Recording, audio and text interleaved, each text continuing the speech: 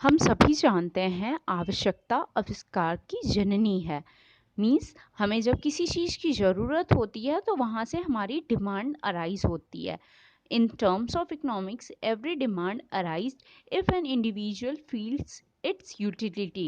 Okay हर एक individual जब किसी यूटिलिटी उसे किसी चीज़ की यूटिलिटी होती है वहीं से डिमांड आपका अराइज होता है।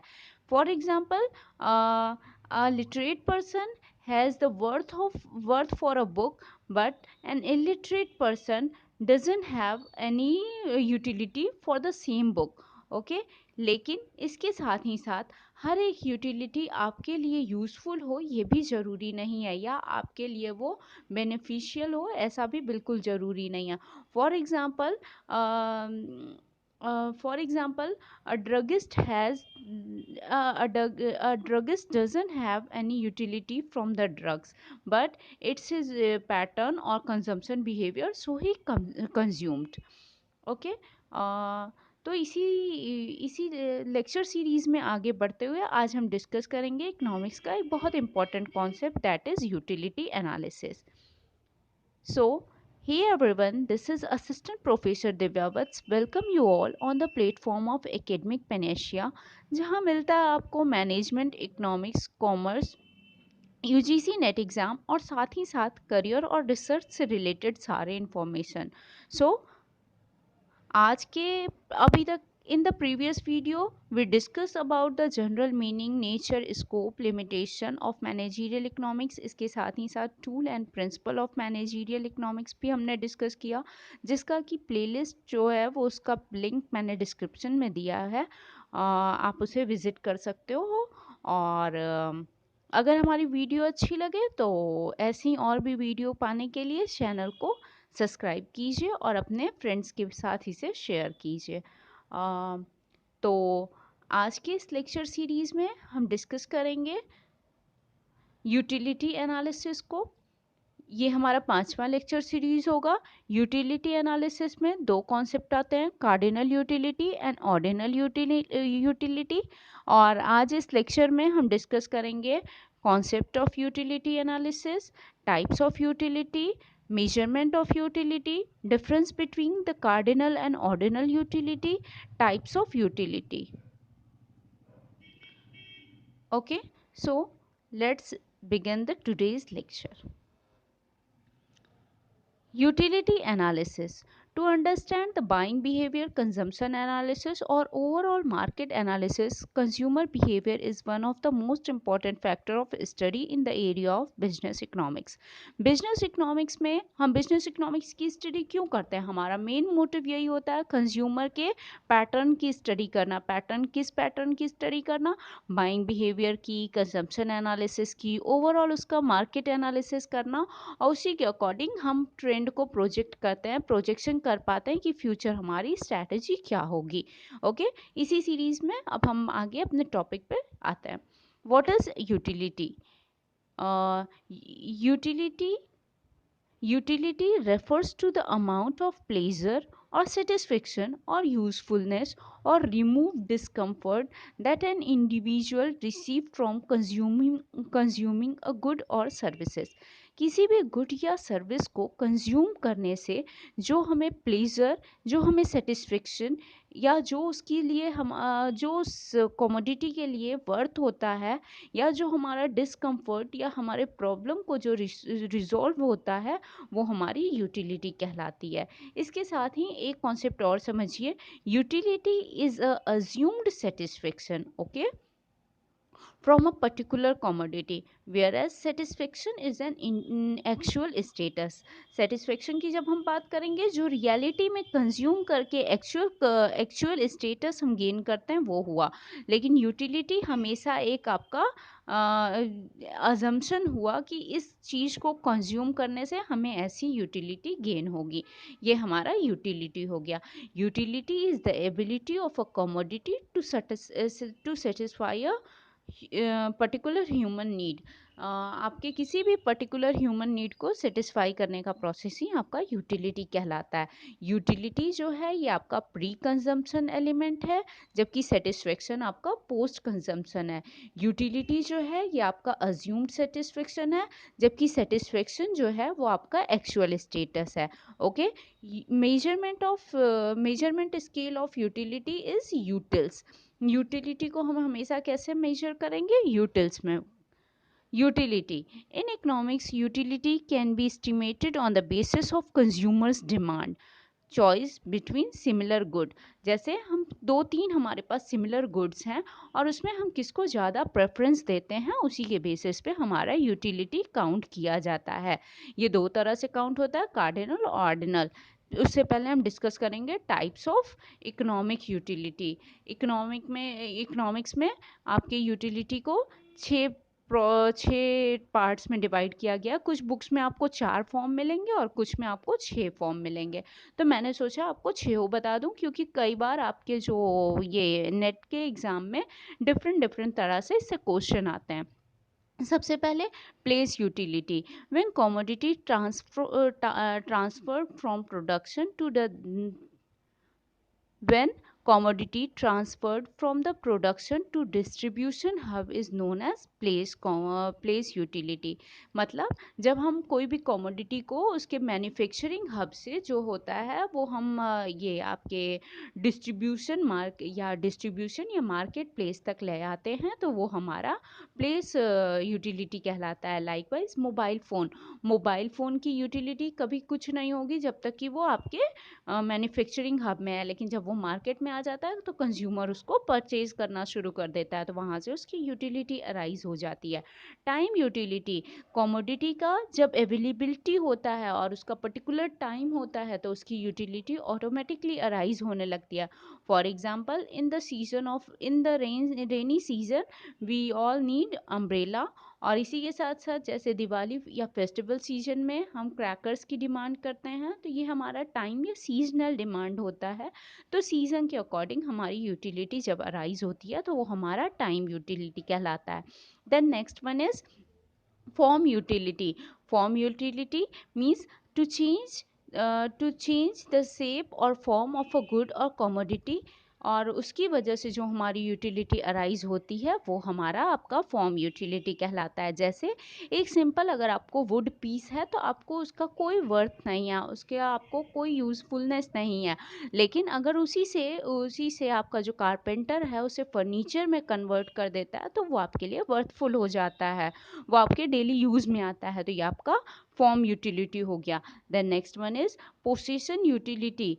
Possession utility, utility of a flat will increase when it transferred from the legal ownership to person who buy it। Okay, possession क्या है? जब हम उसका स्वामित्व जो है या जो उसका ओनरशिप है वो एक्चुअल जो उसका रियल जिसको उसकी यूज़फुलनेस है उसे जब ट्रांसफ़र करते हैं, यहाँ पे ऐसी यूटिलिटी अराइज होती है। जैसे मैंने एक फ्लैट बनवाया और उसे मैं उसे सेल करती हूँ, तो जो उसे परचेज़ करेगा उसके लिए उसकी यूटिलिटी ज़्यादा होगी। देन सर्विस यूटिलिटी, जब एक प्रोफेसर अपने स्टूडेंट या ग्रुप ऑफ स्टूडेंट को एक लेक्चर देता है और वो उनके लिए वर्दी होता है, तो वो वहाँ पे सर्विस यूटिलिटी कहलाता है। जैसे अभी मैंने इन चीज़ों को काफ़ी अपने best to best my knowledge इसे बहुत ईजी फॉर्म में मैंने आपको और ईजीएस्ट एग्जांपल के साथ समझाया, तो ये मेरी सर्विस थी जो कि आपके लिए यूटिलिटी हो गई। ठीक है, तो ये हो गया service utility. Then knowledge utility increases when a consumer get knowledge from the advertisement, from the demo। जैसे कई सारे कंपनीज होते हैं डेमो देते हैं अपने प्रोडक्ट का, या ऐसे सैम्पल्स वो डिस्ट्रीब्यूट करते हैं, उससे लोगों में अवेयरनेस आती है और लोगों की उस पर्टिकुलर प्रोडक्ट के लिए जो यूटिलिटी इंक्रीज होती है वो आपका नॉलेज यूटिलिटी कहलाता है, क्योंकि वो वो उस प्रोडक्ट के बारे में अवेयर नहीं थे, और जब वो उसका डेमो लेते हैं, कैसे यूज़ करते हैं, या तो फिर कोई मींस डेमोन्स्ट्रेशन या एड या कहीं से वो ब्रोशर एक्सपोजर पाते हैं किसी भी तरह से या वर्ड ऑफ माउथ के थ्रू उन्हें जब उसके बारे में इंफॉर्मेशन मिलती है तो वो आपका नॉलेज यूटिलिटी कहलाता है। तो ये 6 टाइप्स हो गए आपके। इसमें आपके डिफरेंट एग्जाम्पल्स के बेस पे भी एग्जाम में पूछता है question. Next, measurement of utility. There are two approaches, that is cardinal utility and ordinal utility. Cardinal utility which is countable or measurable, and ordinal utility which cannot be countable, it can be ranked or order. इसके लिए basic सबसे simplest trick इसे याद करने का है, सी counting.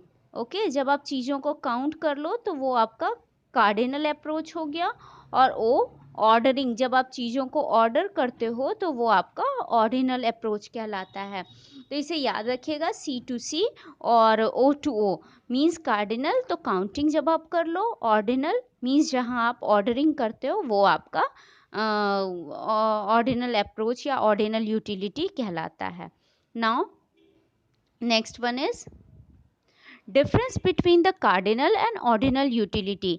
Cardinal utility जहाँ हम चीज़ों को काउंट करते हैं, फॉर एग्जांपल प्राइस, किसी चीज़ का हम प्राइस जान पाते हैं, किसी चीज़ के इनकम को जब हम कैलकुलेट कर पाते हैं, तो वो सारा कुछ आपका कार्डिनल यूटिलिटी कहलाता है। ऑर्डिनल यूटिलिटी जहाँ हम चीज़ों को ऑर्डरिंग करते हैं या अपना प्रेफरेंस बताते हैं या उनकी रैंकिंग करते हैं, ये हमारा ऑर्डिनल अप्रोच कहलाता है। फॉर एग्जांपल कार्डिनल में तो हम सिंपल किसी पर्सन की इनकम है इतना, जैसे 50,000 पर मंथ, तो हम उसे, या 70,000 पर मंथ, या 3 लाख पर एनम, तो इसे हम सिंपल एक टर्म में, एक नंबर में कैलकुलेट कर लिए। लेकिन ऑर्डिनल में for example I would like to prefer ये dark fantasy rather than the parle G biscuit. Okay, इसके अलावा I like economics rather than maths. तो जैसे मैंने यहाँ पे अपना प्रेफरेंस बताया कि मुझे मैथ्स से ज़्यादा इकोनॉमिक्स पसंद है, या मुझे पार्ले जी बिस्किट से ज़्यादा मुझे डार्क फैंटेसी पसंद है, तो ये हमारा ऑर्डिनल या ऑर्डरिंग हुआ या रैंकिंग हुआ, जिसमें कि हमने अपने प्रेफरेंस को रिवील्ड किया है। ओके, कार्डिनल अप्रोच जो है वो किसने दिया है? Cardinal approach is given by Professor Marshall and the ordinal approach is given by the Professor J.R. Hicks. Cardinal approach is supported by the classical and neoclassical economics, whereas the ordinal utility is supported by the modern economist. Okay, utility is measure in terms of utils, और यहाँ पे क्या है, utility is ranked और order. Okay, और on the basis of preference. Cardinal जो है ये आपका क्वांटिटेटिव बेस्ड है, वेयर एज जो आपका ऑर्डिनल है वो क्वालिटेटिव बेस्ड है, यहाँ क्वालिटी की बात की जाती है। जो आपका कार्डिनल अप्रोच है ये ऑब्जेक्टिव है, क्यों? क्योंकि यहाँ आपका नंबर गिवन होता है, आप बिल्कुल एक एग्जैक्ट नंबर में बता सकते हो चीज़ों को। लेकिन ऑर्डिनल में क्या है, ये आपका सब्जेक्टिव हो जाता है, क्योंकि यहाँ आपका कोई नंबर गिवन नहीं होता है। ओके, लास्ट जो सबसे इम्पॉर्टेंट है, यहाँ पे कार्डिनल अप्रोच में मार्जिनल यूटिलिटी एनालिसिस होता है, और जबकि ऑर्डिनल में इंडिफरेंस कर्व एनालिसिस, जिसको कि आगे अभी हम फर्दर लेक्चर्स में डिस्कस करेंगे। Okay, now next one is, can be utility measured? Yes, it can be measured. Utility can be measured. Okay,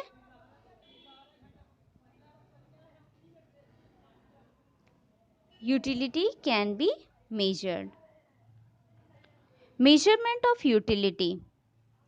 पहले तो सबसे इसमें दो बेसिक होता है आपका, कार्डिनल या नियो क्लासिकल अप्रोच, और दूसरा है आपका ऑर्डिनल या मॉडर्न अप्रोच। अभी हमने प्रीवियस स्लाइड में डिस्कस किया, देखो अभी हमने प्रीवियस स्लाइड में डिस्कस किया, जो आपका कार्डिनल या नियो क्लासिकल अप्रोच है which is given by the Marshall, and ordinal approach is given by the J.R. Hicks. फिर आपका कार्डिनल या जो क्लासिकल अप्रोच है या नियो क्लासिकल अप्रोच है, उसमें फर्दर दो पार्ट्स होते हैं, दो तरह की थ्योरीज हम डिस्कस करेंगे। एक है आपका law of diminishing marginal utility which is given by the H H Gossen, also known as the first law of Gossen, and the second one is law of equi-marginal utility which is also given by the H.H. Gosen and also known as second law of Gosen. Okay, ordinal approach की जब हम बात करते हैं तो JR. Hicks ने इसे reveal किया था, इसे प्रोपाउंड किया था। इसमें फर्दर दो आपकी थ्योरीज होती हैं, एक आपका indifference curve analysis which is given by the J R. Hicks and Allen, और इसके साथ ही revealed preference theory which is given by the Paul Ash Samuelson. इन सारी थ्योरीज को अभी हम आगे अपने नेक्स्ट वीडियोस में डिस्कस करेंगे। Okay, now next one is type of utility.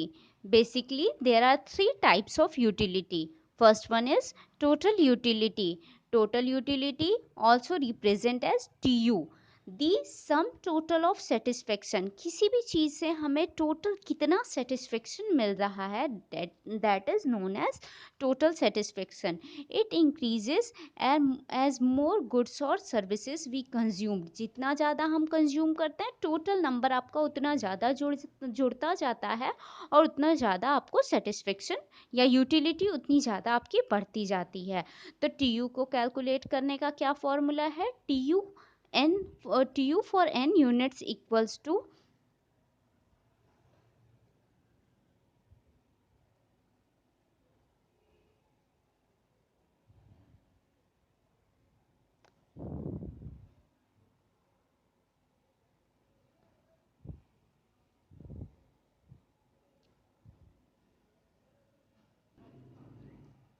Okay, तो टी यू क्या होता है? आपके मार्जिनल यूटिलिटी के जितने भी आपके मार्जिनल यूटिलिटी होता है, marginal utility 1 2 for the N terms जितना होता है वो टोटल आप कर देते हो, वो आपका टोटल यूटिलिटी कहलाता है। There is a direct relation between a stock of a commodity and the total utility. Okay, इधर पॉजिटिव रिलेशनशिप होता है। इफ़ आपका ये कॉमोडिटी इंक्रीज करता है, नंबर ऑफ कॉमोडिटी इंक्रीज करता है, तो आपका टोटल यूटिलिटी भी इंक्रीज करता है। Then next one is marginal utility. Marginal utility is the extra or additional utility or units of satisfaction is known as marginal utility. आप कोई भी एक यूनिट से दूसरा यूनिट जब ऐड करते हो तो जो आपका नंबर ऑफ सेटिस्फेक्शन ऐड होता है वो आपका मार्जिनल यूटिलिटी कहलाता है। यहाँ पे एक्स्ट्रा जो भी आप यूनिट ऐड करते हो, जैसे आपने एक रोटी खाया, उसके बाद दूसरी रोटी से जो भी आपका भूख जो है वो शांत हुआ, जो उसकी आपके लिए यूटिलिटी है वो आपका मार्जिनल यूटिलिटी कहलाता है। It decreases with each additional increase in the consumption of good. जैसे जैसे हम एक्स्ट्रा इंक्रीज करते हैं, नंबर ऑफ कंजम्पशन इंक्रीज करते हैं, वैसे वैसे हमारा मार्जिनल यूटिलिटी डिक्रीज करता है।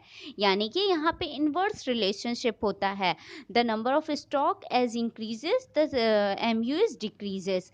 जैसे जैसे हमने बताया ना कि जैसे हमें भूख बहुत ज़्यादा लगा है, पहली रोटी खाएं तो भूख लगा था, दूसरी रोटी खाएं तो भूख कम हुआ, तीसरी खाएं तो भूख मेरी ख़त्म हो गई। तो ये हमारा और उसके बाद अगर हम इंक्रीज़ करते हैं तो वो हम वोमिट कर देंगे। तो इस तरह से हमारा मार्जिनल यूटिलिटी होता है।